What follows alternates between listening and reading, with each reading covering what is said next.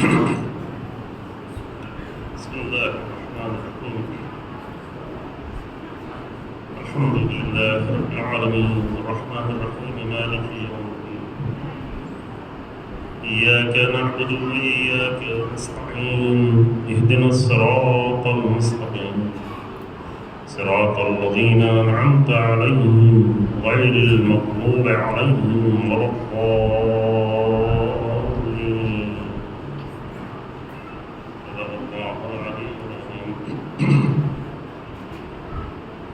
لا حول ولا قوة إلا بالله العلي العظيم. أعوذ بالله من الشيطان اللعين الرجيم. بسم الله الرحمن الرحيم. الحمد لله رب العالمين والصلاة والسلام على سيد الأنبياء والمرسلين خاتم النبيين بالقاسم محمد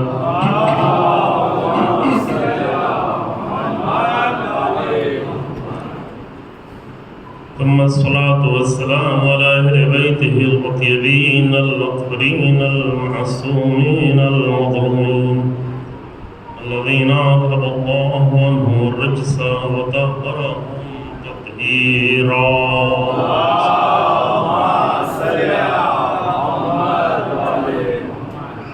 ولعنة الدائمة الباقية ولا أعدائهم أعداء الله أجمعين.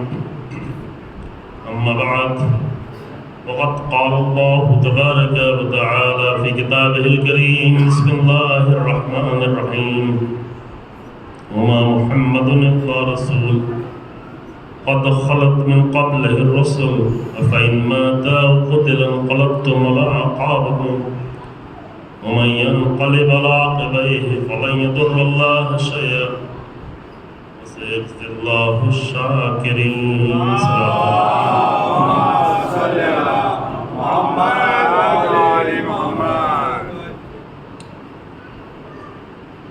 ذات گرامی ختمی مرتبہ صلی اللہ علیہ وآلہ وسلم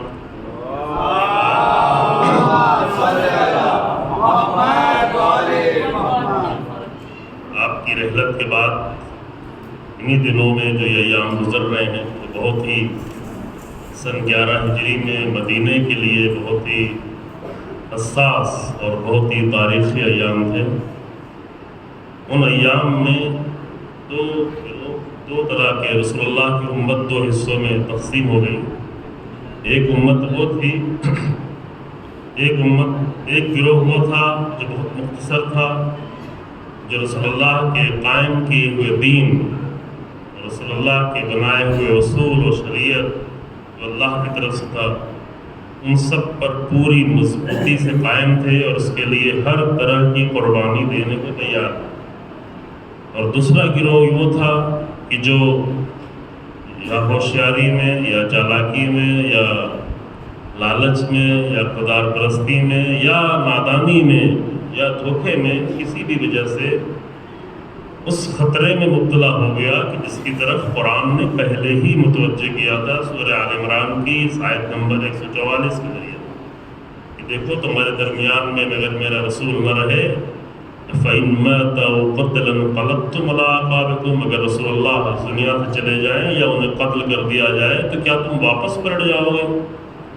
انقلاب آئے گا، انقلاب قہقرائی، اس پہ ہم گفتگو نہیں کر سکے، اس لیے نہیں کی کہ جو پہلے ہم کر چکے ہیں دوسری جگہ پہ کہ انسان کی زندگی میں انقلاب ہمیشہ آتا رہتا ہے، لیکن وہ انقلاب ہے کون سا؟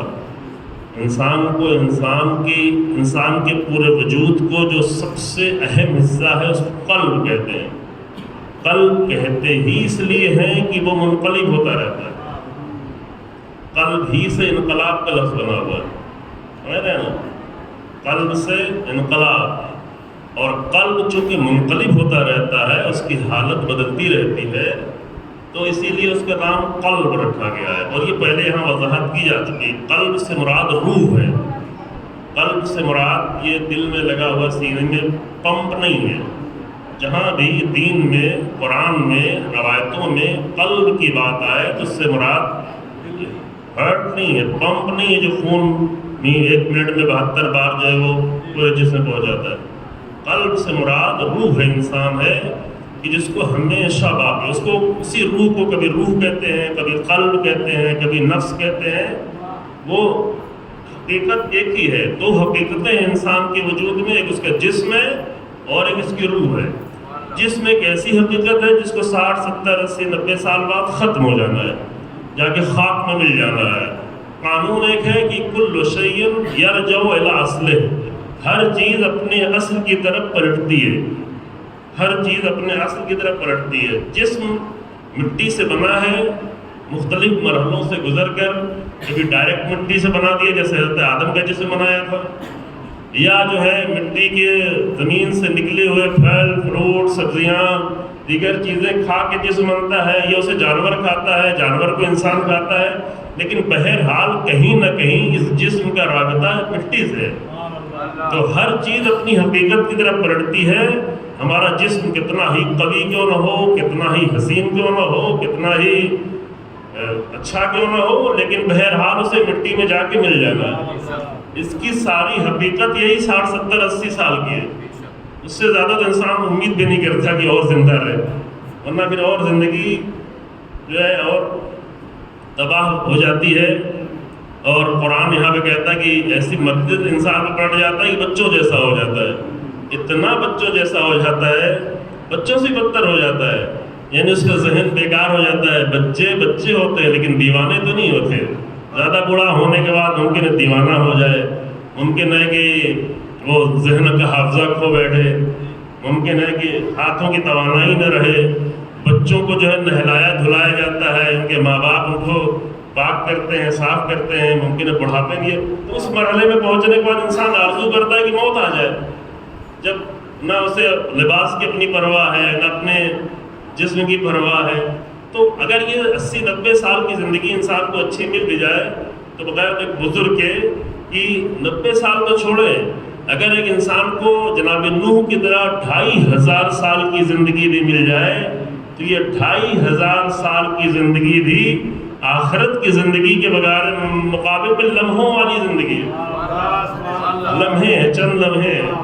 ہم فیہا خالدون، جس کے لیے کہا جاتا ہے چاہے جنت میں ہو ہم فیہا خالدون، چاہے جہنم میں ہو تو ہم فیہا خالدون۔ البتہ جہنم میں ایک گروہ ایسا بھی جائے گا کہ جس کو وہاں سے پاک کر کے پھر نکال دیا جائے گا، اب نکلنے کے بعد وہ جنت کے لائق بن سکے گا، جنت میں جائے گا، ورنہ آراف میں ڈال دیا چلو بھائی پڑے رہو یہاں پر اپنی زندگی جیو۔ تو اس زندگی کے مقابل میں یہ دنیا کی زندگی بہت مختصر ہے۔ تو جو جسم کی حقیقت ہے وہ اس دنیا کی زندگی کے لیے ہے، دنیا سے ہے، زمین میں جا کے مل کے ختم ہو جائے گا، چاہے کتنا ہی حسین کیوں نہ ہو۔ جس چیز پر انسان اپنے جسم میں جو چیز انسان سب سے زیادہ ظاہر کرتا ہے وہی سب سے پہلے ختم ہو جائے گی۔ جیسے اس انسان کی اسکن کی وجہ سے بہت سارے گناہ کرتا ہے، بہت سارے فخر کرتا ہے، بڑا اظہار کرتا ہے۔ یہاں ہماری خواتین میں سے سنتے ہیں کاسمیٹک کی کمپنیاں چلتی ہیں فرانس کی، اسے اسکن کے اوپر بنانے چڑھانے کے لیے، لیکن یہ اسکن جو ہے 2 دن کے اندر اندر سب سے پہلے، باقی چیزیں تو سب چھپی ہوئی ہیں، کڈنی، ہارٹ، لیور اور ساری چیزیں وہ اندر چھپی ہوئی ہیں، اسکن جو ہے وہ ظاہر ہوتا ہے۔ تو وہ ظاہر ہونے کے بعد اس کو چھپانے کو اچھا کہا گیا ہے، اب دنیا اسے کھولنے پہ لگی ہوئی ہے، اسے لگے ہوئے ہیں کہ کتنا زیادہ کھول دیا جائے اور انسان کو کتنا زیادہ جانور بنا دیا جائے، کیونکہ جانوروں کے لیے لباس نہیں ہے، لباس تو انسانوں کے لیے ہے، جانور کے لیے لباس نہیں بنایا گیا، کوئی بھی جانور آپ کو لباس نہیں ملے گا۔ اب یورپ کے لوگ اپنے کتوں کو لباس پہناتے ہیں، خود ننگے ہوئے جا رہے ہیں، یہ مشکل ہے، ابھی انسان کی حالت بدلتی جا رہی ہے، تو اس پہ فخر کرتے ہیں، لیکن یہ سب ختم ہو جائے گا۔ جو چیز باقی رہنے والی ہے وہ روح انسان ہے، اور روح انسان کا ایک نام ہے قلب، کیونکہ روح بدلتی رہتی ہے۔ دلیل میں پہلے دے چکا ہوں، اگر دوں گا تو 5-6 منٹ اور نکل جائے گا، ٹائم کم ہے۔ آپ پوچھ لیجئے کہ یہاں مومنین موجود ہے، قرآن میں جو ہے قلب جب آیا ہے تو اس سے مراد روح ہے، پمپ نہیں ہے۔ پمپ تو چلے میں جلدی سے وضاحت کر دیتا ہوں، یا اللہ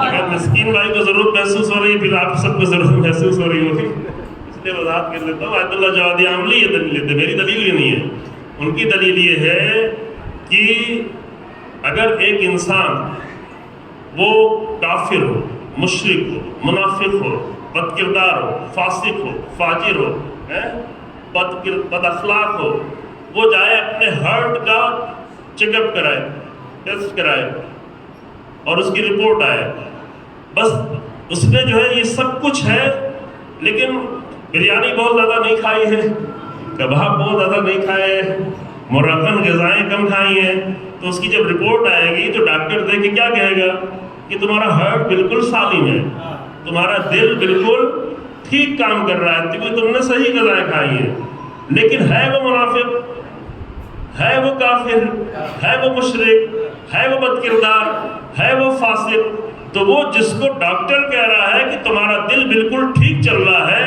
اسی کو قرآن کہتا ہے فی قلوبہم مرض، جو کہ منافق ہے لہذا اس کا دل مریض ہے۔ کیا ہوا؟ دلیل واضح ہے کہ وہ جو قرآن کہتا ہے اس کا دل مریض ہے، وہ بم کو نہیں کہہ رہا ہے، وہ روح کو کہہ رہا ہے۔ جو منافق کی روح مریض ہے، فاسق کی روح مریض ہے، تو اس لیے واضح ہو جائے آپ کے لیے، چلے جلدی میں نے بیان کر دیا، یہ ہے حقیقت انسان کی قلب، اور چونکہ قلب، اب اس دل کی حالت تو بہت جلدی نہیں بدلتی، کوئی بلڈ پریشر کے مریض ہے تو ٹھیک ہے تھوڑا اوپر نیچے ہوتا ہے، لیکن روح کو قلب اس لیے کہتے ہیں کیونکہ روح کی حالت بدلتی رہتی ہے۔ ایک مجلس سن لیا، کوئی اچھی بات سن لی، روح میں بہت ہی زندگی آ جاتی ہے، میرا کہ مولانا آج تو میرا دل تازہ ہو گیا، روح تازہ ہو گئی۔ لیکن ہم جب ایسے کوئی کہتے ہیں تو ان سے وہاں تو سامنے نہیں کہتے کہ برا مان جائے، لیکن ممبر سے گزارش کرتے ہیں کہ روح جب تازہ ہو جائے تو اسے باسی نہ ہونے دیں، اسے اپنی جگہ منقلب پھر نہیں ہونے دیں، انقلاب قہقرائی واپس پلٹنے والا انقلاب نہ ہو، شروع میں عرض کیا۔ جب روح ایک مرتبہ تازہ ہو تو اسے تازہ رکھیں، اسے زندگی دیتے رہیں، اسے حیات دیتے رہیں، مجلس نہ ہو تو بھی اپنے عمل سے، اپنی فکر سے، اپنی سوچ سے اس کو مسلسل زندگی کی ضرورت ہے۔ تو یہ ساری بات اس لیے عرض کر رہا تھا کہ قلب کو قلب اس لیے کہتے ہیں چونکہ بدلتا ہے، اور ایک ایک انسان کا بھی قلب بدلتا ہے، پوری پوری امت کی حالت بھی بدل جاتی ہے۔ تو انسان کو چاہے جوان ہو، چاہے مرد ہو، چاہے بچے ہوں، اگر پوری زندگی میں صرف ایک کوشش کر لے، باقی کوئی بھی کوشش نہ کرے، تو یہی ایک کوشش ہر میدان میں انہیں کامیاب کر دی۔ کیا کہ تبدیلی آنا تو لازم ہے، لیکن تبدیلی آئے تو کیسی آئے؟ ہمیشہ اچھی تبدیلی آئے، انقلاب آئے تو اچھا انقلاب، برا انقلاب نہ آئے۔ یہ بہت ہی آسانی سے میں نے کہہ دیا، یعنی ایسا نہ ہو کہ جب جوان تھے تو لگتا تھا ہاں اچھے ہیں، جب بوڑھے ہو گئے تو بہت لالچی ہو گئے، ہوس پرست ہو گئے، جوانی میں دل اچھا رہا، سوچ رہا تھا، اہل بیت کی محبت دلوں کی گہرائیوں میں تھی، ابھی جو سائڈ میں نکالتے ہیں، تو قرآن سے محبت تھی۔ تو یہ تبدیلی، اگر ایسی تبدیلی آتی ہے کہ انسان یہ فیل کرے کہ میں اپنی جوانی میں بہتر تھا، میں اپنے بچپن میں بہتر تھا، اب بڑھاپے میں میری حالت روح کی خراب ہو رہی ہے، تو یہ اچھی تبدیلی نہیں ہے۔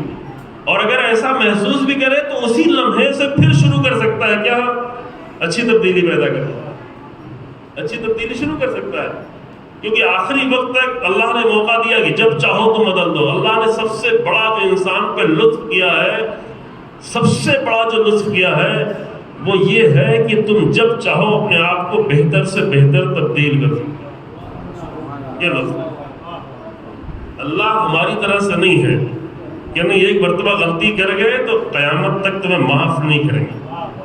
اللہ کہتا نہیں تم 60 سال تک غلطی کرتے رہے، ایک لمحے کے لیے شرمندہ ہوئے اور سچ گل کرتے، ایک بار آ کر تم نے اپنی بندگی کا اظہار کیا، اللہ کی بارگاہ میں حاضر ہوئے، اشک ندامت آنکھوں میں آیا، دل منقلب ہوا، تو 70 سال کے اثر کو اس طرح سے مٹا دے گا کہ فرشتے بھی نہیں سمجھ پائیں گے کیا۔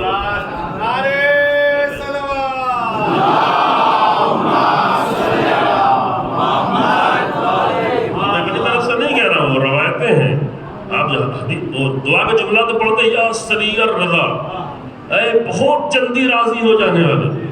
یہاں پہ ہم باپ بیٹے سے راضی نہیں ہوتا اتنی جلدی ہے نا, بھائی بھائی سے راضی نہیں ہوتا, ذرا سی زمین کے مسئلے میں سال سال تک لڑائی چلتی رہتی ہے, نسلوں تک آگے بڑھا دیتے ہیں, راضی نہیں ہوتے. بعد میں جا کے شرمندہ ہوتا تو بھی راضی نہیں ہوتے. عید کے دن آیا ملنے آتے ہیں تو بھی نظریں گھما لیتے ہیں, شادی بیاہ موقع بڑا ملنا چاہتے ہیں تو بھی راضی نہیں ہوتے, دوست دوست سے راضی نہیں ہوتا, عزیز عزیز سے راضی نہیں ہوتا, شوہر بیوی سے راضی نہیں ہوتا. اب وہ معافی مانگ رہی ہے, غلطی کا احساس کر رہی ہے, اب راضی ہو جاؤ, ختم کر دو دل سے, ہے نا. بیوی شوہر سے راضی نہیں ہوتی, غلطی کرتی ہے تو ختم کرو بھائی.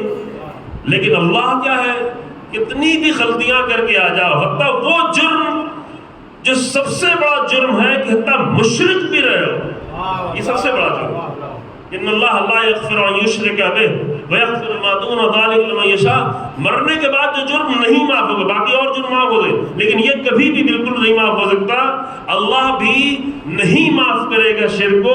کہتا زندگی میں اگر تم شرک سے معافی مانگو تو ہمیں تم اس طرح معاف کر دیں گے تم رسول اللہ کے عظیم صحابی بن جاؤ گے. وہ تھے مشرک تھے بہت سارے لوگ, لیکن جب توبہ کر کے آئے تو عظیم صحابی کے درجے میں آ گئے. وہی مکے کے لوگ, وہی مکے کے اطراف کے لوگ, تو وہ اللہ بہت جلدی راضی ہوتا ہے. اور روایتوں میں یہاں تک ہے کہ جس زمین پر خطا, غلطی, گناہ, ظلم کیا تھا اس زمین پر بھی اثر باقی رہتا. زمین گواہی دے گی, قرآن واضح طور پہ کہتا ہے بِأَنَّ رَبَّكَ أَوْحَىٰ لَهَا, کیونکہ زمین پر اللہ نے وحی کی گواہی دے. تو وہ زمین پر جو اثر تھا, انسان جب توبہ کرتا ہے اور اپنے آپ کو پلٹنا چاہتا ہے اور بدلنا چاہتا ہے تو زمین سے بھی اثر کو مٹا دیتا ہے, فرشتوں کے نام اعمال سے مٹا دیتا ہے. یہ سب تو دور کی بات ہے, انسان کی روح پر جو اثر پڑا ہوا تھا اسے بھی ختم کر دیتا ہے. روح انسان اثر کرتی ہے, جتنا بھی اچھا کام کریں گے سب انسان کی روح پر اثر پڑاتی چلی جاتی ہے. روایتیں باقاعدہ ہے, جیسے برائیاں کرتا ہے انسان تو ایک بلیک اسپاٹ روح پہ آتا ہے سمجھانے کے لیے, اور پھر وہ جیسے جیسے انسان برائیاں اور کرتا ہے, گناہ اور کرتا ہے, ظلم اور کرتا ہے, لوگوں کو تکلیف اور پہنچاتا ہے, تو وہ اسپاٹ بڑھتے بڑھتے بڑھتے یہاں تک ایک مرحلہ بعد احاطت بہ خطیئتہ, پورا احاطہ ہو جاتا ہے, اس کی خطائیں اس کے پورے وجود پر, اس کی پوری روح پر احاطہ کر لیتی ہیں, گھیر لیتی ہیں ہر طرف سے, کچھ بھی نہیں رہ جاتا. اس منزل میں اگر انسان آ گیا تو اب اس کے بعد توبہ کی توفیق بھی سلب ہو جاتی ہے. اللہ کی طرف سے نہیں سلب ہوتی, وہ اپنی طرف سے پوری طرح ختم کر دیتا ہے. جب پوری طرح سے احاطہ ہو جائے, توجہ کریں, مثلا حر کے پاس ایک موقع تھا جو کہیں پر روشنی جل رہی تھی, بہت سی تاریکی آ چکی تھی, میرے ساتھ ابن زیاد کے لشکر کا حصہ بنا تھا, بنی امیہ کے نظام کا حصہ بنا تھا, یہی بہت بڑی تاریکی کے سبب بنا ہوا تھا. لیکن ایک روشنی اندر کہیں موجود تھی کہ رسول اللہ کی بیٹی, رسول اللہ کے نواسے, یہ ایک روشنی نے حسین ابن علی نے اسی پہ ضرب لگائی, پورا دن روشن ہو گیا. لگائی نہیں کہ تیری ماں تیرے غم میں بیٹھے, یہ بددعا نہیں تھی, یہ اس روشنی پہ ضرب لگائی تھی کہ پھیل جائے روشنی بکھر جائے, پوری تاریکی پہ چھا جائے. یہ ہوا. اور یہ ہر انسان کو ہے کہ اگر اس کے دل میں کہیں بھی کوئی روشنی کی کرن باقی ہے تو کسی ایک مجلس سے, کسی ایک جملے سے, کسی ایک حالت سے, حتیٰ کسی ایک بیماری سے, گھر کے اندر کوئی بیمار ہو گیا ہے, ممکن ہے وہ بیماری آ کر اس کے دل میں روشنی جلا دے. کتنے دلوں میں کووڈ-19 نے روشنی جلا دی.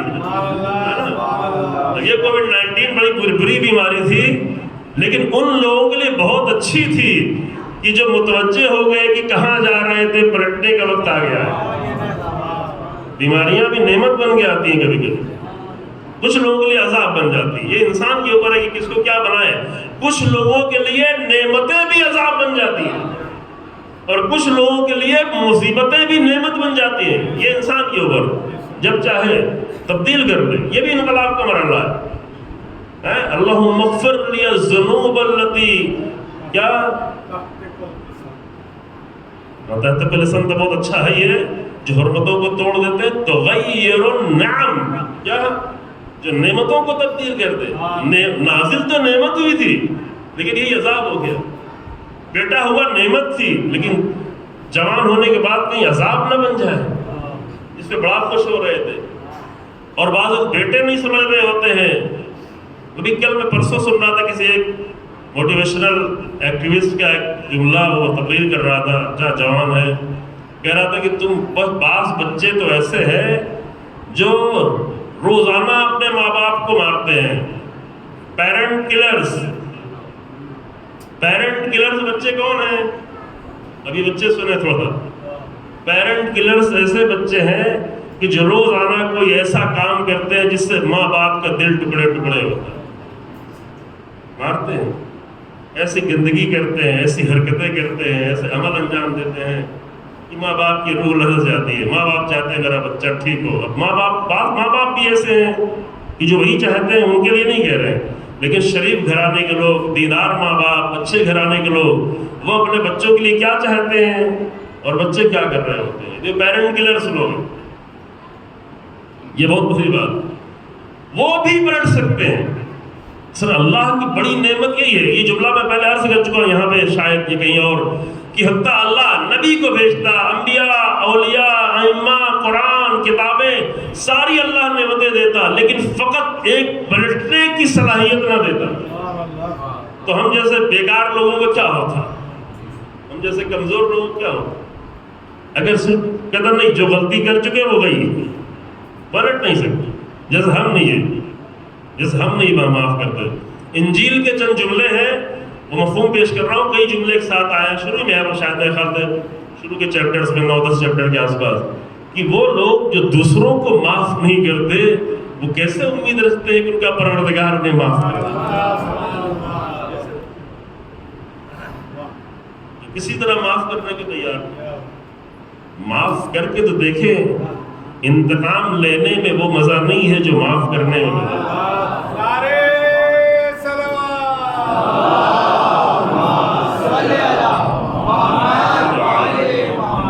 ہمارے یہاں تو کلچر ہی پورا بنا کے رکھا گیا ہے، نہیں معلوم کس کے ڈراموں، فلموں، اس کے ذریعے سے. نہیں، انتقام اور انتقام ہی کو سب سے بڑا مزہ سمجھتے ہیں. لیکن تو معاف کر کے تو دیکھو کہ رسول اللہ نے اپنے چچا کے سینے کو چاک کر کے کلیجے کو نکالنے والے انسان کو کیسے معاف کر دیا. بالکل معاف کر دیا. فقط اتنا کہا کہ بھائی میرے سامنے تھوڑا کم آنا چونکہ مجھے میرا چچا یاد آتا، لیکن ٹھیک ہے تم مسلمان ہو گئے، معاف کر دیا. معاف کر دیا، دل سے معاف کر دیا. ایسا معاف، یہ کوئی قصہ کہانی نہیں ہے، یہ افسانے نہیں ہے. ہمارے ملک میں بہت سارے افسانے چلتے ہیں کہ شاعروں نے بیٹھ کے افسانہ لکھ دیا کئی سو سال پہلے، 1000 سال پہلے، اب اسی پہ فلمیں بن رہی ہیں، اسی پہ ڈرامے بن رہے ہیں، اسی کو لوگ دیکھ رہے ہیں. یہ سب افسانے ہیں، میتھ ہے.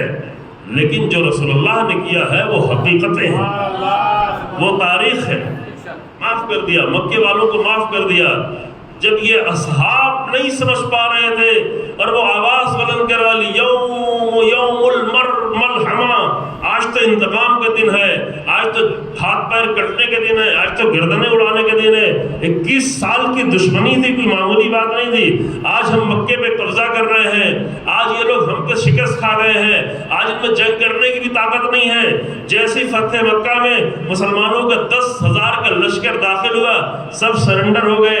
ہمت نہیں تھی جنگ کرنے کی، چند لوگوں نے ایک سائڈ میں کیا، وہ بھی ختم ہو گئی.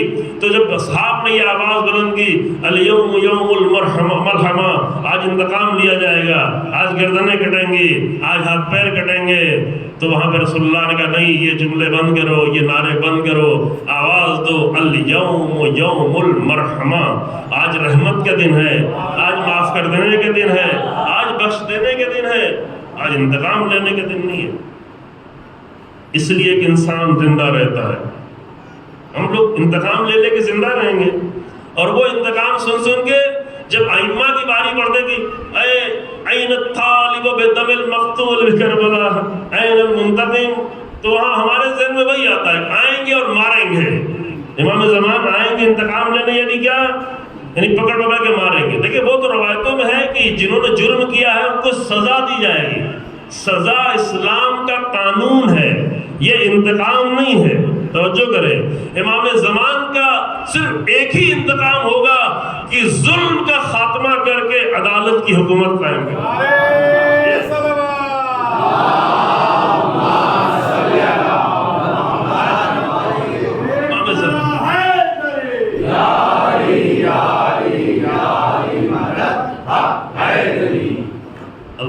امام زمان کا انتقام حق کا قیام ہے، امام زمان کا انتقام باطل کا خاتمہ ہے، امام زمان حق کے لیے ان کا یہ ان کو اتنے چھوٹے لیول پہ لے آئے اپنے کہ ارے انہوں نے یہ مارا تھا، انہوں نے ایسا کیا تھا، انہوں نے یہ ظلم کیا تو چلو ماریں گے تاکہ دل کو تھوڑا راحت ہوگی. یہ نہیں ہے، یہ نہیں ہے. یہ 1400 سال بعد 1500 پتہ نہیں جب ظہور ہوتا ہے انشاءاللہ، خدا کرے جلدی ظہور ہو، ہم سب کو بھی دیکھنا نصیب ہو. یہ تو 1000 سال 1200 سال 1400 سال گزر چکے ہیں وہ، اور امام زمان 12 نسل کے بعد آنے والے ہیں. وہ امام جو وہی میدان کربلا میں موجود تھا اور جس نے اپنی نظروں سے سارا منظر دیکھا تھا، جسے شام کے بازاروں میں پتھر مارے گئے تھے، جس کے بابا کے سب لوگوں کے نیزے بلند کیا تھا، اسی امام کے سامنے حسین ابن نمیر جس نے حسین ابن علی کے گلے پہ تیر مارا تھا، جس نے علی اکبر کے سینے پہ برچھی ماری تھی، وہ سامنے آتا ہے، بھوکا ہے، پیاسا ہے، بھاگا ہوا ہے، لشکر سے بکھرا ہوا ہے. امام اسے پانی دیتے ہیں، امام اسے کھانا دیتے ہیں. وہ بے حال تھا، اسے ہوش نہیں تھا. جب تھوڑا ہوش آیا، سر اٹھایا، غور سے دیکھا، کہا تو امام زین العابدین ہے. تو کہنے لگا شاید آپ نے مجھے پہچانا نہیں. کہا نہیں، میں نے پہچانا ہے، تو میرے بھیا کا قاتل ہے، لیکن وہ تیرا کام تھا، یہ میرا کام. وہ تو انتقام کا بالکل سامنے لمحہ موجود تھا، اکیلا تھا، سفر میں ملا تھا، فرار کیا تھا مکے سے. تو ہمارے انتقام اور ہوا کرتے ہیں، اللہ والوں کے انتقام اور ہوا کرتے ہیں. وہ صرف الہی دین کا مسئلہ ہوتا ہے نا. تو میں آگے بڑھتا ہوں عزیزو کہ نبیوں کو ہم اپنے آپ سے نہیں پہچانے. اور ایک جملہ ہم کبھی کبھی اور کہتے ہیں کہ مولویوں کو بھی دیکھ کے نبی کو نہیں پہچانے. نبیوں کا مطالعہ کریں، نبیوں کے ذریعے سے مولویوں کو پہچانے کہ نبی کیسے تھے، یہ نبی کا وارث ہے کہ نہیں ہے. جتنا ہے ٹیلی کرتا اتنا مان لے، اس کے علاوہ باقی چھوڑ دے کہ نہیں یہ بیکار ہے، اتنا کام کا نہیں. توہین نہ کرے، کسی بھی مومن کی توہین نہ کرے، کسی کی. یہ تو قرآن، یہ تو رسول اللہ کی حدیث ہے، المومن اعظم حرمتا من الکعبہ. مومن کے احترام کعبے سے بڑھ کے رہے. تو کسی بھی، نہ مومن کی، نہ مومنہ کی، نہ بیوی کی، نہ بھائی کی، نہ دوست کی، نہ مولوی کی، اپنے نہ غیر کی، کسی کی. مومن ہے تو اس کی توہین نہ کرے، لیکن مانے اتنا ہی جتنا نبوس نبی سے اس کو ٹیلی کرتا ہے، میچ کرتا ہے، جتنا ائمہ سے میچ کرتا ہے. اس کے علاوہ سب چھوڑیں، اور وہ کوئی ماننے کی چیز نہیں ہے. سمجھ رہے ہیں؟ جب پورا مان لیتے تو کہتا بس میں کامل ہو گیا، اس سے کوشش بھی نہیں کرتا. اور خود کو بھی میچ کریں، چونکہ انبیاء ہیں اسی لیے. رسول اللہ کو اسی لیے قرآن نے کہا سورہ احزاب کی آیت نمبر 21 میں کہ یہ تمہارے لیے اسوہ حسنہ ہے. یہ صرف مولویوں کے لیے نہیں ہے، یہ علماء کے لیے، تمام بشریت کے لیے ہے کہ یہ تمہارے لیے حسین خوبصورت رول ماڈل ہے. خوبصورت. تو خود کو خوبصورت کرنا چاہتے ہو، چہرے کی خوبصورتی نہیں، وہ تو جیسا ہے ویسے ہی رہے گا. اپنے وجود کو خوبصورت کرنا چاہتے ہو جس کی خوبصورتی کبھی بھی ختم ہونے والی نہیں ہے، تو اپنے آپ کو جتنا بھی ہمارے اسوہ حسنہ سے ملاتے جاؤ گے اتنے ہی خوبصورت ہوتے جاؤ. جسم خوبصورت نہ ہو، چہرہ خوبصورت نہ ہو، اگر انسان اندر سے خوبصورت ہے تو سب اسے قبول کرتے ہیں، بیوی، بچے، ماں، باپ، دوست، احباب. لیکن چہرہ کتنا ہی حسین ہو، جسم کتنا ہی خوبصورت ہو، لیکن اندر ساری گندگی بھری ہوئی ہو، روح گندی ہو، تو شوہر اسے باہر کر دیتا ہے، بیوی اسے ملنا نہیں چاہتی، ماں باپ نہیں ملنا چاہتے. تو اصل حسن اور روح کا حسن ہے، اور وہ حسن رسول اللہ بکھیر رہے ہیں، آج بھی بکھیر رہے ہیں، اور یہ بکھرتا ہی جائے گا. جیسے جتنا دنیا ظلم و ستم کرے گی، جتنا دنیا رسول اللہ سے دشمنی کرے گی، رسول اللہ کا حسن اور بکھرتا جائے گا. یہ نادان لوگ ہیں، جو لوگ نہیں بھی جانتے تھے رسول اللہ کو، آج وہ جاننے لگے، آج وہ پڑھنے لگے، آج وہ مطالعہ کرنے لگے. اور جب کوئی آگے مطالعہ کرے گا تو یہ حسن تو نکھرتا ہی چلا جائے گا. وعدہ خدا ہے، واللہ متم نورہ ولو کرہ المشرکون. اللہ ان مشرکوں کو کتنا ہی برا کیوں نہ لگے، لیکن اللہ اپنے نور کو کامل کر کے رہے گا، نور کا حسن بکھرتا رہے گا. تو نبیوں کو کیسے سمجھے؟ نبیوں کو خود نبی کی زندگی کا مطالعہ کر کے سمجھے، تھوڑا اس کے لیے زحمت کرے. اہل بیت کو کیسے سمجھیں؟ اہل بیت کو ہمارے بیان سے نہیں سمجھے، خود ان کی زندگی کا مطالعہ کریں. پھر دیکھیں ہمارا بیان کتنا اس سے میچ کر رہا ہے، جتنا میچ کر رہا ہے اتنا لے رہے، باقی چھوڑے. خطابت یہ اور شور اور کل ہنگامہ یہ سب چھوڑے، دیکھیں کہ کتنی بات جو ہے وہ میچ کر رہی ہے، کتنی ٹیلی کر رہی ہے، کتنی مماثلت ہے نا، پھر وہ مقام سمجھ میں آتا ہے۔ واقعی میں قسم کھا کے کہہ سکتا ہوں کہ شاید ہندوستان میں مشکل سے کوئی ایسا فرد ملے جس سے کہا جائے کہ واقعی وہ کسی حد تک، ہم لوگ کیا سمجھتے ہیں رسول اللہ، کتنا سمجھتے ہیں، کتنا ہم سمجھتے ہیں امیر المومنین، کتنا سمجھتے ہیں امام حسین علیہ السلام، ابھی وہ نئے نعرے نکالے ہوئے ہیں۔ یعنی بعض لوگ ابو الفضل عباس کا نام اس لیے لیتے ہیں کہ امام حسین علیہ السلام کا نام نہ لیا جائے، یہ ایک نیا فتنہ شروع ہے۔ ابو الفضل عباس کا نام لے، اچھا ہے، عشق کرے، جتنا عشق کرتے اس سے بھی زیادہ عشق کرے، لیکن حسین ابن علی کو چھوڑ کے نہیں۔ ابھی اس طرح کے نعرے لگا رہے، بعض لوگ امامہ لگا کے بیٹھتے ہیں، عباس کا چہلم، ارے بھائی تو حسین ابن علی کا چہلم بھی تو کہو۔ عباس، ابو الفضل عباس کا سارا امتیاز اور ساری عظمتیں اس میں چھپی ہوئی ہیں کہ خود کو حسین ابن علی کا ایک غلام سمجھتے تھے، اسی لیے عظیم ہے، ساری عظمتیں اس میں ہیں۔ یہ فتنے ہیں ہر طرف باہر رہے، ہو رہا ہے، میں کیا بتاؤں آپ کے سامنے۔ تو ان کو دیکھ کر پہچانیں، پڑھیں، مطالعہ کریں، ان کی شخصیت کے بارے میں غور و فکر کریں، جو جھوٹی چیزیں ادھر ادھر لا کے ڈالی اس سے اپنے آپ کو بچائیں، حقیقتوں سے دیکھیں، حقیقتی کربلا، پھر حقیقت رسول اللہ کے دیکھیں، انبیاء کے دیکھیں، تھوڑا سا دیکھیں۔ بعض لوگ دھوکہ کھا جاتے ہیں۔ میں ایک چھوٹا سا واقعہ سناؤں، ایک دو مطلب بہت عزت کرنا ہے۔ ابو علی سینا کا نام آپ سبھی لوگوں نے سنا ہوگا، ہے نا، انگریزی میں ان کو کہتے ہیں ابی سینا، پرنس آف میڈیسن، ان کا لقب دیا یورپ کے لوگوں نے، پرنس آف میڈیسن، چونکہ اتنی نئی نئی دوائیں انہوں نے ایجاد کی تھی کہ شاید تاریخ میں کسی انسان نے اتنی دوائیں، جبکہ وہ فلسفی تھے، اصل وہ فلسفی تھے، اصل وہ عالم تھے، اور بہت سارے علوم کے، اپنے 17 سال کی عمر میں، 17 سال کی عمر میں جتنا بھی علم تھا ہر ایک کے ماہر تھے۔ ایسا انسان نہیں پیدا ہوا تاریخ میں، انبیاء اور اولیاء ائمہ کو چھوڑیں تو تاریخ میں نہیں ایسے، ٹھیک ہے، بعض فیلڈ میں بعض لوگ بہت بڑے ماہر بنے، کوئی فزکس میں، کوئی کیمسٹری میں، کوئی میتھمیٹک میں، لیکن ابو علی سینا وہ تھے جو 17 سال کی عمر میں دینی تمام علوم اور دنیا کے بھی جتنے علوم تھے ہر ایک کے ایکسپرٹ تھے، ہر ایک کے مجتہد تھے، ہر علم کے۔ 7 سال کی عمر میں جب ان کو استاد آ کے لاجک پڑھانے لگا تو 2-4 دن پڑھانے کے بعد کہتا اب آپ مجھے پڑھائیں، میرے پاس جتنا علم تھا میں نے بتا دیا، اب آپ پڑھائیں۔ ان کی کتابیں موجود ہیں۔ جب قانون اور شفا کتابیں یورپ میں ترجمہ ہونے لگی تب یورپ کے لوگوں نے علم کو جانا، علم کے عین سے آگاہ ہوئے۔ علم نہیں تھا، جہالت تھی۔ مڈل ایجز کے دور میں 5ویں صدی سے لے کے 15ویں صدی تک یورپ بالکل جہالت کی ڈارکنس میں، گہرائی میں پڑا ہوا تھا، خود ان کا اعتراف ہے۔ یہ اسپین کے ذریعے سے اسلامی کتابیں، ابن رشد کی، ابن سینا کی، ابن عربی کی، ان کی کتابیں ترجمہ ہو کے یورپ کو علم سے آشنائی ہوئی ہے۔ تو ابو علی سینا وہ ہیں۔ ابو علی سینا کے بعد ان کا ایک بہت ہی قریبی شاگرد رہتا تھا، میں نبی بتانے کے لیے ابو علی سینا کے بعد ابھی نہیں کر رہا ہوں، ان کی بات کریں بہت لمبی ہو جائے گی۔ ان کی کتابیں ابھی بھی دنیا کی بہت ہی بڑی اہم زبانوں میں موجود ہیں، عظیم کتاب جس کو سمجھنے کے لیے بہت علم چاہیے ہوتا ہے۔ تو ان کے ساتھ ان کا ایک شاگرد رہا کرتا تھا، غور سے سنیں تاکہ سمجھ میں آئے کہ نبی کیا ہوتا ہے۔ بعض لوگ کہتے ہیں نبی تو ایسے ہی تھے، ہماری جیسے تھے، ٹھیک ہے، نبی کیا ہوتا ہے؟ ان کے شاگرد نے بہمنیار نام تھا، جو بہت قریب تھا، اتنا قریب تھا کہ ایک ہی حجرے میں رہا کرتے تھے، سفر میں عام طور سے اپنے مسکن میں ایک ساتھ رہتے تھے، ہمدان میں تھے۔ ابو علی سینا ایسے ہیں کہ جن کو ہر ایک کہتا ہے کہ میرے ہیں، ایران کہتا ہے کہ میرے ہیں، ترکی کہتا ہے کہ ہمارے ہیں، افغانستان کہتا ہے کہ ہمارے ہیں، کیوں کہیں پیدا ہوئے، کہیں سفر کیا، کہیں رہے، وہ کئی سارے ملکوں میں، دفن بھی ایران میں، ان کا مقبرہ ہمدان شہر ایران میں۔ سب سے زیادہ ایرانی کہتا ہے کہ میرے ہیں، ورنہ اور بھی کئی سارے ملک کہتے ہیں نہیں میرے ہیں، میرے ہیں، میرے ہیں۔ اچھا ہے انسان جب بلند مقام پہ ہوتا ہے۔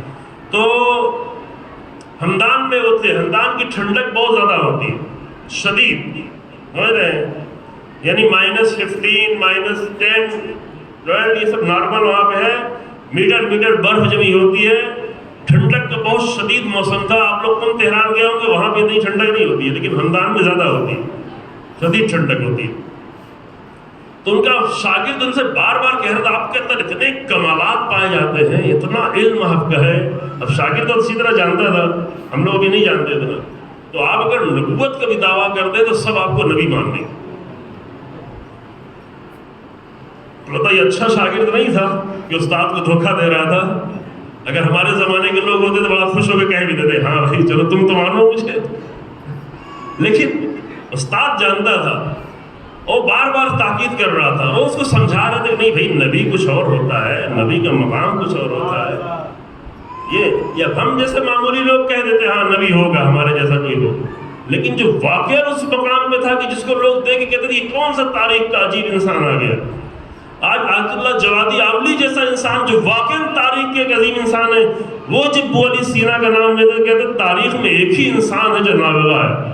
نابغہ یعنی بالکل ایکسٹرا آرڈنری، جس کو کسی حساب میں رکھنا ہی مشکل ہے. کیسے سمجھا جائے ابو علی سینا کو؟ ایسا آدمی کہہ رہا ہے. ان کو ان کا شاگرد کہتا تھا کہ آپ نبوت کا دعویٰ کریں، دیکھیں کتنے آپ کو رہے گا. وہ بار بار سمجھا نہیں بھائی نبی ہے، نبی کی بات الگ ہے، نبی کے درجہ الگ ہے، نبی کے دل کی حالت، نبی کا رابطہ اللہ سے. ٹھیک ہے ہم بھی بندگی کرتے ہیں لیکن نبی کا مقام الگ ہوتا ہے. نہیں سمجھ رہا تھا، وہ بار بار اصرار کر رہا. تو اس کو سمجھانے کے لیے ایک پریکٹیکل کام کیا. یہ آپ غور سے سنیں. ٹھنڈک بہت شدید تھی، باہر برف گری ہوئی تھی، ہے نا. کمرے میں کسی طرح سے تھوڑا بہت کچھ موٹے لحاف میں اندر جاتا ہے تو پہلے تو لحاف بہت ٹھنڈا ہوتا ہے نا. یہاں بہت زیادہ ٹھنڈا نہیں ہوتی، اتنا اندازہ نہیں ہے. پھر گھنٹوں لگتے ہیں اس کو اپنے جسم کی گرمی سے تھوڑا گرمی پیدا ہو. انہوں نے سحر کے وقت میں ابو علی سینا نے اپنے شاگرد سے کہا کہ مجھے پیاس بہت زیادہ لگی ہے، ایک گلاس پانی دے دو. تو اس نے اپنے استاد کو سمجھانا شروع کیا کہ ٹھنڈک بہت زیادہ ہے، پانی پئیں گے آپ کی طبیعت خراب ہو جائے گی، انفیکشن ہو جائے گا، گلے کو مشکل ہو جائے گی. وہ لحاف کے اندر ہی اندر جو ہے استاد کو سمجھاتا رہا کہ نہیں بالکل آپ کے لیے، آپ تو میرے استاد ہیں، آپ تو پڑھے لکھے ہیں، آپ تو طبیب ہیں، آپ کیسے یہ تقاضا کر سکتے ہیں؟ ٹھنڈک میں پیاس کیسی ہو سکتی ہے؟ پیاس لگی بھی ہے تو آپ صبر کریں، صبح ہوگی پانی گرم کیا جائے گا تو پلایا جائے، ٹھنڈا پانی بالکل نہیں پئیں. وہ بار بار کہتے رہے نہیں مجھے پیاس لگی ہے، مجھے پیاس لگی ہے. وہ بار بار سمجھاتا رہا کہ پانی پینا بالکل آپ کے لیے ٹھیک ہے. اور وہ ہلا نہیں، اپنے لحاف سے بالکل نہیں نکلا استاد کے کہنے پر، چونکہ ٹھنڈک بہت زیادہ تھی، یہاں کی ٹھنڈک نہیں تھی. اس میں آدمی نکل جائے پھر دوبارہ جا کے کیسے ٹھنڈا کرے گا، گرم پھر ٹائم لگے گا. یہ سب باتیں چلی رہی تھی اور وہ بھی دیکھ رہے تھے بھائی بتانا اس کو سمجھاتا ہے. اسی درمیان میں کیا دیکھا کہ ایک گاؤں کے بوڑھے انسان نے مسجد کے مینار پر کھڑے ہو کر اذان کی آواز بلند کی، اللہ اکبر کی صدا بلند کی. جو بستر سے نکلا تھا، جو مائنس ٹیمپریچر میں آیا تھا، جو مسجد تک آیا تھا، جو بلندی تک گیا تھا، جس نے وضو کیا تھا اور یہ سب کچھ کر کے آواز اشہد ان محمد رسول اللہ. جب یہاں تک پہنچا تو ابو علی سینا نے کہا اٹھو اذان ہو گئی ہے. مجھے پیاس نہیں لگی تھی، میں تمہیں صرف یہ بتانا چاہتا تھا کہ نبی میں اور غیر نبی میں فرق کیا ہوتا ہے. میرے کہنے پر تم میرے شاگرد ہوتے ہوئے کمرے کے اندر سے مجھے ایک گلاس پانی نہیں دے پا رہے ہو. نبی وہ ہے جو 700 سال پہلے، بہت پرانی بات ہے، جو 700 سال پہلے کہہ کے گیا ہے کہ بوڑھا انسان کوئی پرواہ کیے بغیر اگر اللہ اکبر کی صدا بلند کرے.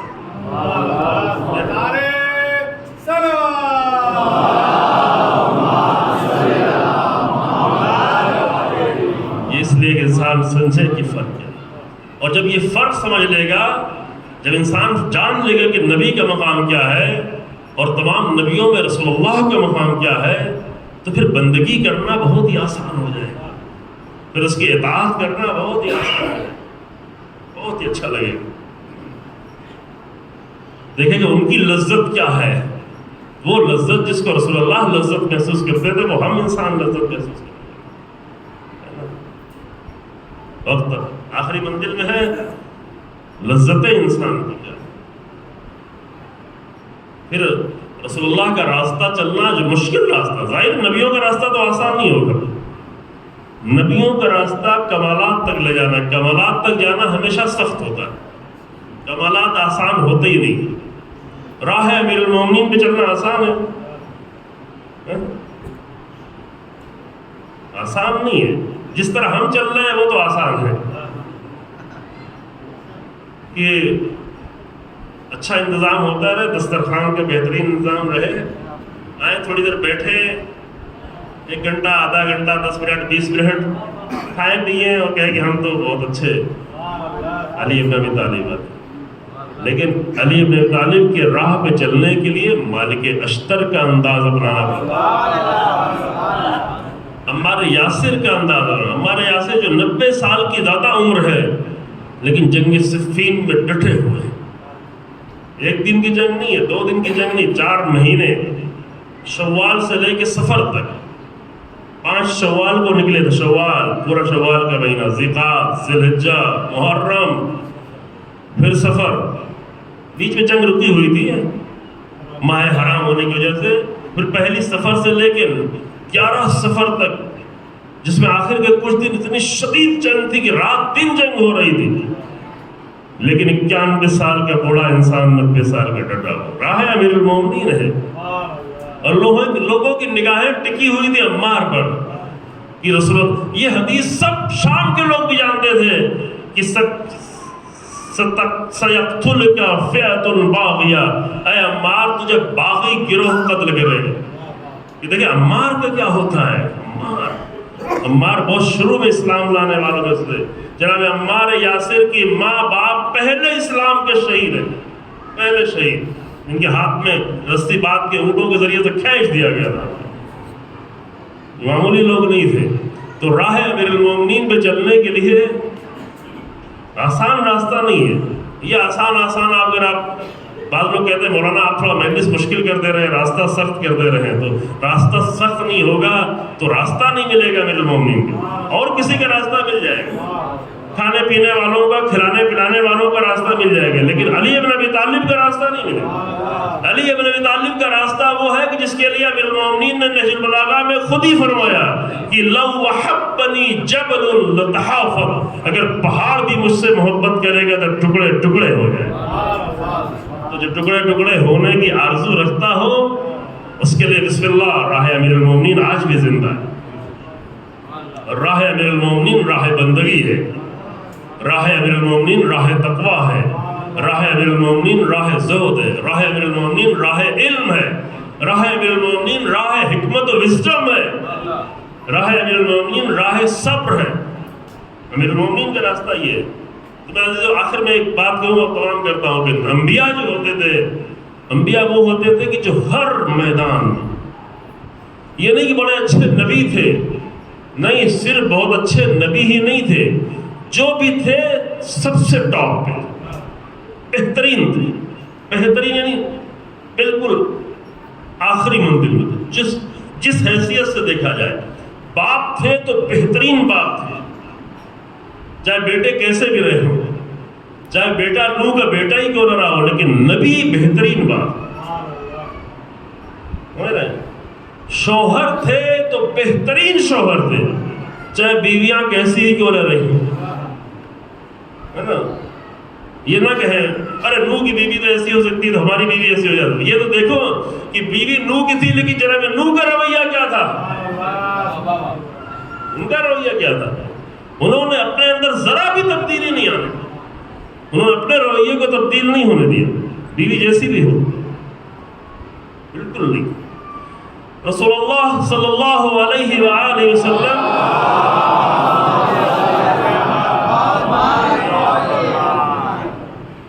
تاکید کرتے ہیں دیکھو اپنے اہل و عیال کے ساتھ اچھی طرح سے پیش آؤ. اور سے سنیں عزیزو، ابھی ہم انڈین کلچر میں جی رہے ہیں، زمینداری کے کلچر میں، اور مردوں کی کیا سلطنت کے کلچر میں. اور اگر پھر مردوں کی سلطنت کم ہوتی، بیویوں کو ملتی، پھر وہ آ جاتی ہے. اسلامی کلچر تو آتا ہی نہیں، یا ان کی سلطنت یا ان کی سلطنت، یا یہ غالب یا وہ غالب، یا یہ ظلم کر رہے ہیں یا وہ ظلم کر رہے ہیں.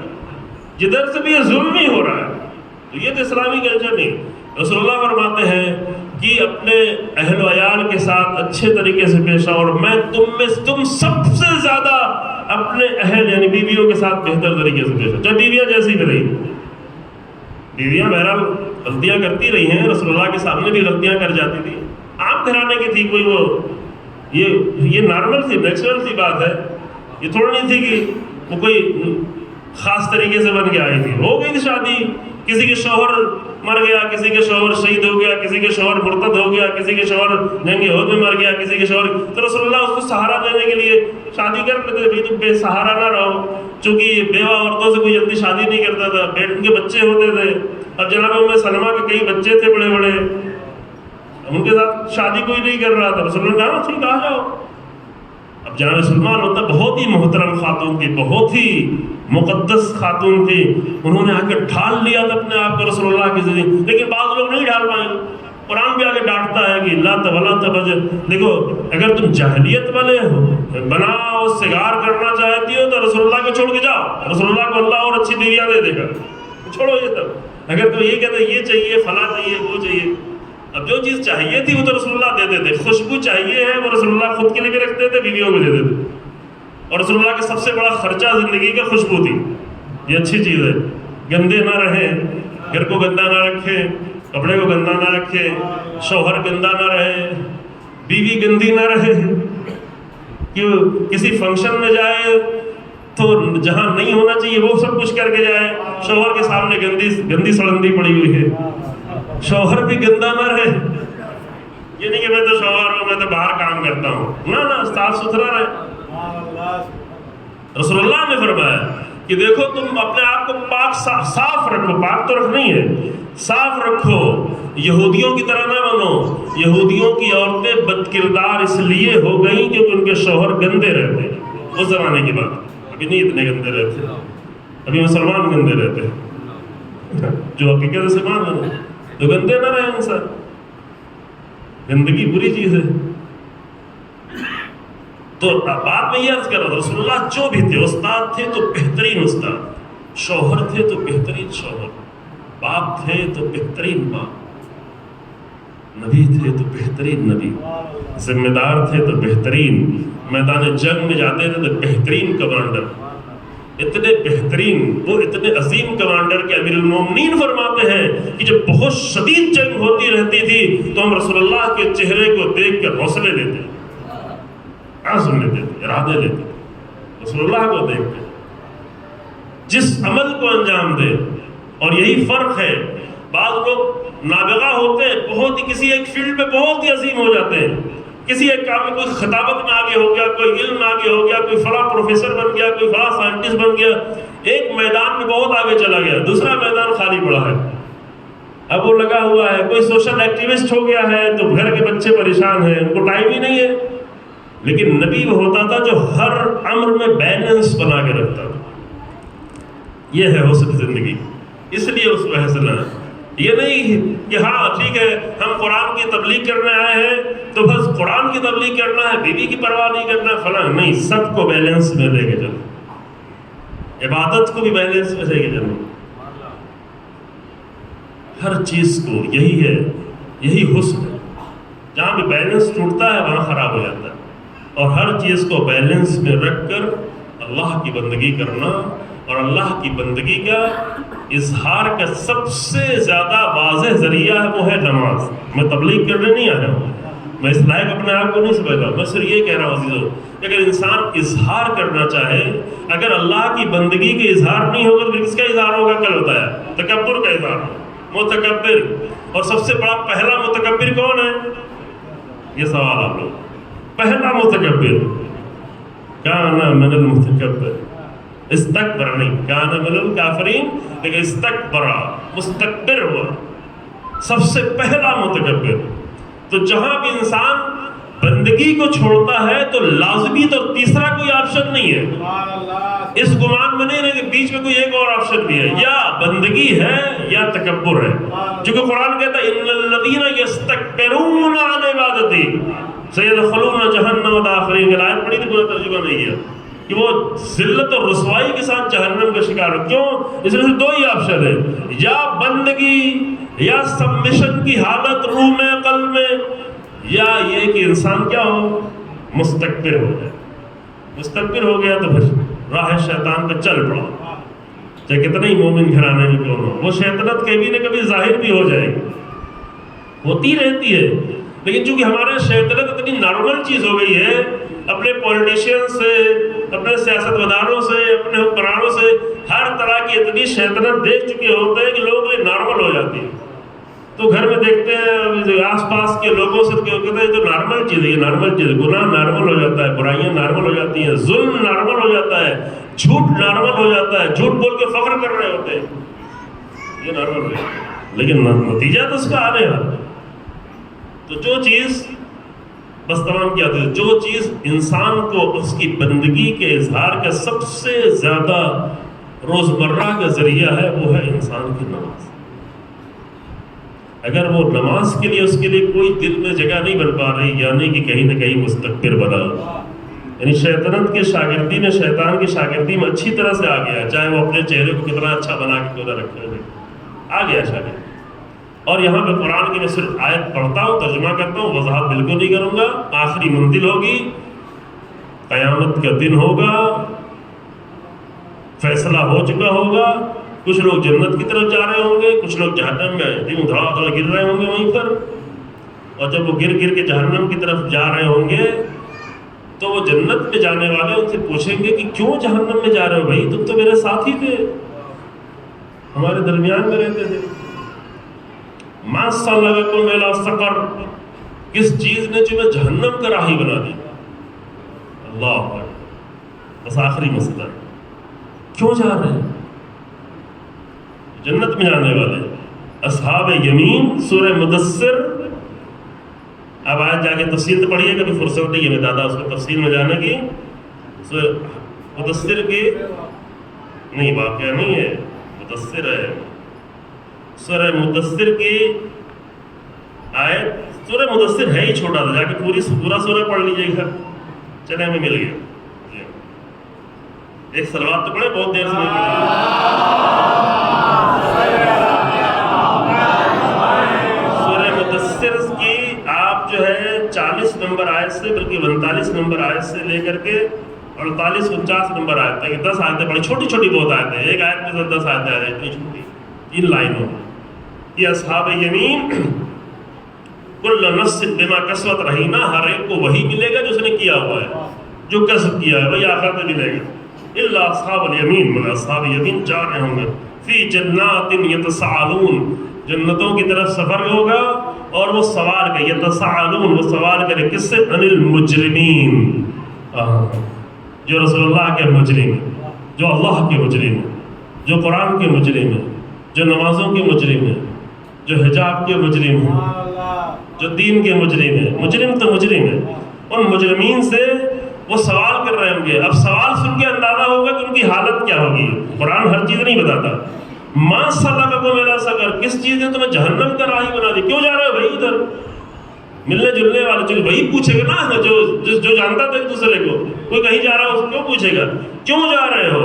قالو، تو آخری وقت میں یہ جہنم میں جانے والوں کا جواب یہ ہوگا. قالو، تو وہ کہیں گے، پہلا جواب یہ ہوگا کہ لم نکو من المصلین، ہم نمازیوں میں سے نہیں.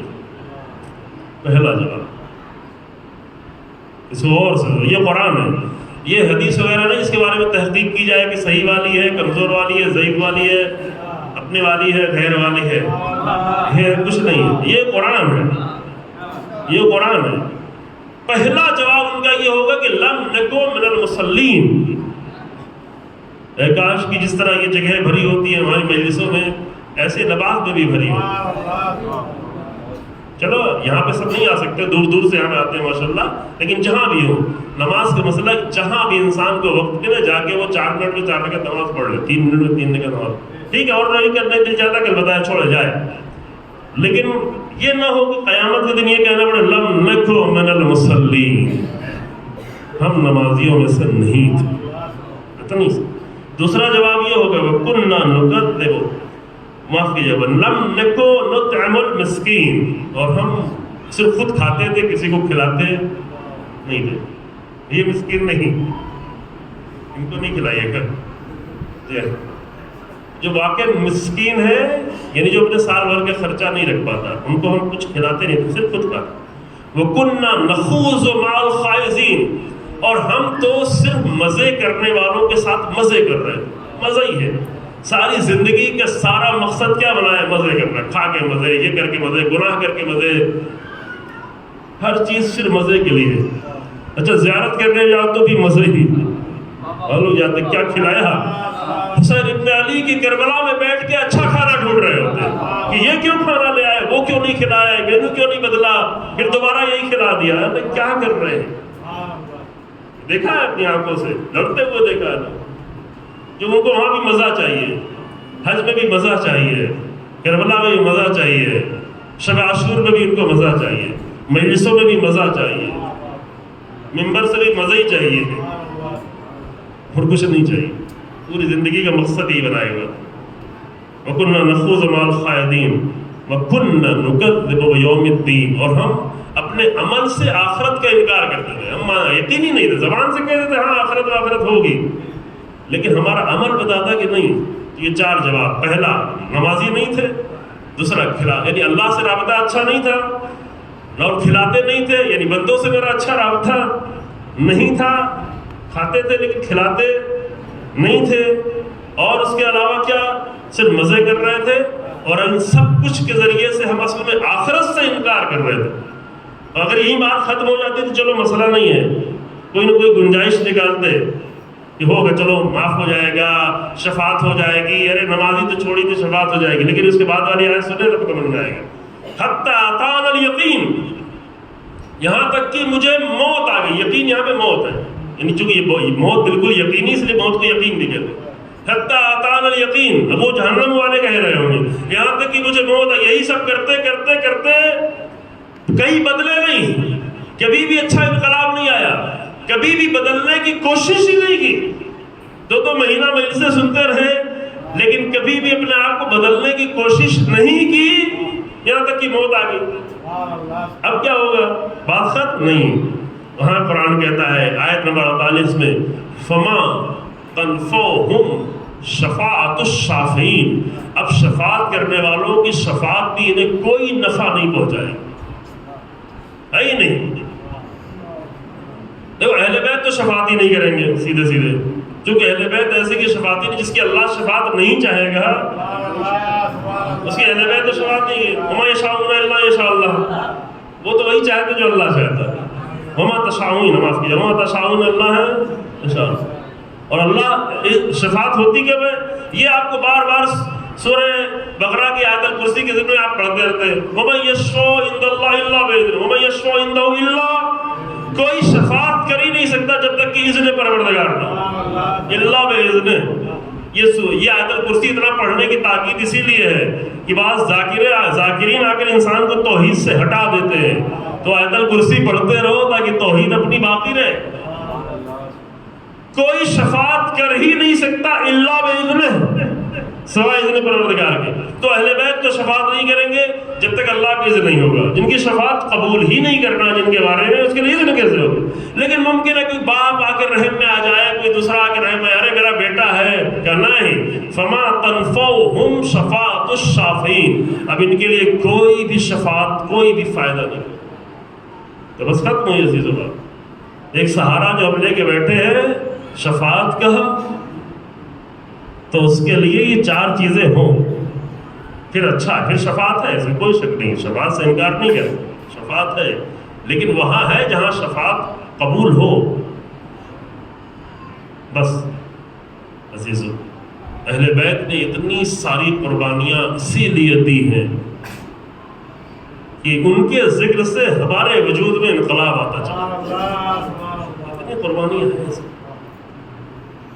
اہل بیت نے اس لیے نہیں قربانی دی ہے کہ تم مجھے ذکر کرو، ہم آئیں گے، جو مجھے یاد کیا تھا جیسے ہم تمہیں کہیں فلاں، نہیں، اس لیے کہ ہمارے ذکر سے تم تبدیل ہوتے جاؤ، جب تبدیل ہوتے جاؤ تو ہم ہیں، پھر ہم ہیں، پھر ہم یقینی طور پر ہیں، پھر مدد کرنے کے لیے ہے، پھر شفاعت کرنے کے لیے ہے، پھر ساتھ میں رکھنے کے لیے ہے، پھر ہم چھوڑیں گے نہیں۔ لیکن اسی لیے اللہ اکبر، ایک منزل میں امام سید سجاد آگے کہتے ہیں، قتل ہونا تو ہماری عادت ہے، القتل لنا عادت، شہادہ، شہادت تو ہمارے لیے عزت ہے، لیکن ہمیں کہاں لایا گیا ہے؟ کس شام سے گزارا گیا ہے؟ ہمارے بچے کہاں ہیں؟ دیر ہو گئی تھوڑا سا مسائل پڑھتے ہوئے. بچے ہمارے کہاں؟ اہل حرم، اہل بیت، اصحاب رسول اللہ اپنی فیملی کے ساتھ آئے تھے، فیملی لے کر آئے تھے، خانوادہ لے کر آئے تھے، خانوادہ ساتھ میں تھا. لیکن کربلا سے واپس ہونے کے بعد جب مدینہ نظر آنے لگا اور مدینے کے در و دیوار نظر آنے لگے تو جناب ام کلثوم بی بی کو یہ مرثیہ کیوں پڑھنا پڑا؟ یہ معمولی مسئلہ نہیں عزیزو. آپ 10-20 دن کے لیے اگر سفر میں جاتے ہیں تو جب اپنے وطن واپس آتے ہیں تو دل میں بڑا اچھا احساس ہوتا ہے کہ گھر آ رہے ہیں، اپنا وطن آ رہا ہے، وطن کی ایک عشق ہوتا ہے، وطن کی محبت ہوتی ہے. اتنا لمبا سفر کر کے، اتنا طولانی سفر کر کے آئے ہیں، ہزاروں کلومیٹر کا. اگر دونوں طرف کا سفر حساب کیا جائے تو 4000 کلومیٹر سے زیادہ کا سفر طے کر کے آئے ہیں اہل بیت. اتنا طولانی سفر، اتنا سب کچھ کھو گے تو جب انسان وطن میں آئے گا تو کتنا دل چاہے گا کہ اپنے وطن میں آ رہے ہیں، اپنے گھر آ رہے ہیں. زندان میں نہیں ہے، سفر میں نہیں ہے، راستے میں نہیں ہے، اونٹوں پر نہیں ہے. لیکن وہ بیویاں کیسے خوش ہو جو پورا گھر چھوڑ کے آ گئی. اس لیے جیسے ہی مدینے کے در و دیوار نظر آنے لگے تو بیوی نے محمل کا پردہ ہٹایا، کیونکہ اب محمل تھا واپسی میں، جاتے وقت محمل نہیں تھا. دھوپ تھی، گرمی تھی، طلب تھی، بے چینی تھی، آواز دی. کئی سارے اشعار ہیں لیکن اس کے 2 شعر یہ ہے کہ مدینۃ جدنا لا تقبلھینا فبالحسرات والحزان جینا. اے ہمارے نانا کے مدینے ہمیں قبول نہ کرنا، ہم بڑی حسرتوں کے ساتھ آئے ہیں. اتنی طولانی حسرتیں، عاشور کی حسرتیں، کوفے کی حسرتیں، راستے کی اتنی حسرتیں کرتے رہے. تھوڑا سا پانی مل جائے، تھوڑا سا ہمارے بچوں کو کھانا مل جائے، دیکھنا نصیب ہو جائے، تھوڑا سا آرام مل جائے تو فی بالحسرات والاحزان جینا. ہم بڑی حسرتوں اور بڑے حزن و غم کے ساتھ واپس آئے ہیں. خرجنا منک بحنین جمعا رجعنا لا رجال ولا بنینا. جب ہم نکلے تھے مدینہ تجھ سے تو ہمارے سروں میں سایہ موجود تھا، ہماری گودیں بھری ہوئی تھی، ہمارے بچے ہمارے ساتھ تھے. لیکن اب جو واپس پلٹے ہیں تو لا رجال ولا بنینا، نہ مرد ہے نہ بچے ہیں، کوئی بھی نہیں ہے. تو مرد کے بارے میں تو معلوم ہے کہ وہ سب کے سب کربلا میں شہید ہو گئے. بچے کیا ہوئے عزیزو؟ بچے کیا ہوئے؟ بس 2 منٹ عزیزو. بچے وہ تھے جو شام غریبہ کے گھوڑوں کی ٹاپوں سے اگر بچ گئے تو کوفہ و شام کے طولانی راستے میں اپنی ماؤں کی آغوش سے لپٹے ہوئے بچے، ماؤں کا ہاتھ پشت گردن بندھا ہوا تھا، اونٹوں کو تیزی سے دوڑاتے تھے. ایک دن میں 300 میل کا سفر طے کر رہے تھے. یہ معلوم جو تاریخ میں پورا لگا ہوا ہے، اونٹوں کو تیزی سے دوڑاتے تھے. اور یہ بچے، بھوکے بچے، پیاسے بچے، تھکے ہوئے بچے، اگر ماں کی آغوش میں لپٹنے کی وجہ سے انہیں ذرا سی نیند آ جاتی تھی اور ہاتھ چھوٹ جاتا تھا تو ماں کا ہاتھ تو بندھا ہوا تھا. بچے اونٹوں سے زمین میں گرتے تھے اور مائیں حسرت بھری نگاہوں سے پیچھے مڑ کے دیکھتی تھی، اے میرے لال مجھے معاف کرنا، تیری ماں کا ہاتھ بندھا ہوا ہے، تمہیں سنبھال نہ سکوں.